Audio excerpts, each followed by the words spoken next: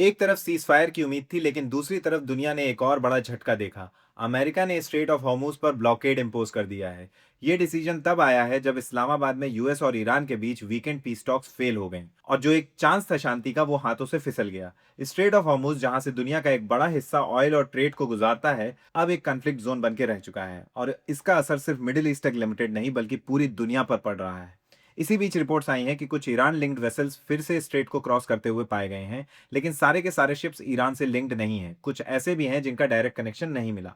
एक Chinese tanker rich starry जो methanol carry कर रहा था, सैंक्शंस के बावजूद ट्रांजिट करता दिखा। चाइना ने भी यूएस के इस ब्लॉकेड को डेंजरस और इररिस्पॉन्सिबल बताया है और उन्होंने इसके लिए यूएस को वार्निंग भी दी है। सोर्सेस के मुताबिक यूएस और ईरान के नेगोशिएटिंग टीम्स दोबारा इस्लामाबाद लौट सकते हैं टॉक्स रिज्यूम करने के लिए।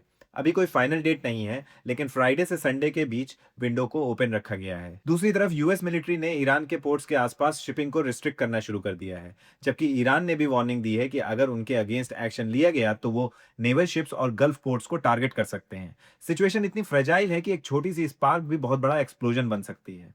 इस वॉर ने सिर्फ जियोपॉलिटिक्स नहीं बल्कि आम लोगों की जिंदगियों को भी हिला दिया है। ईरान के हिसाब से अब तक का डैमेज 270 बिलियन डॉलर तक पहुंच चुका है, एक ऐसी कीमत जो सिर्फ पैसों में नहीं बल्कि खोई हुई जिंदगियों और टूट चुकी फैमिलीज में मेजर होती है।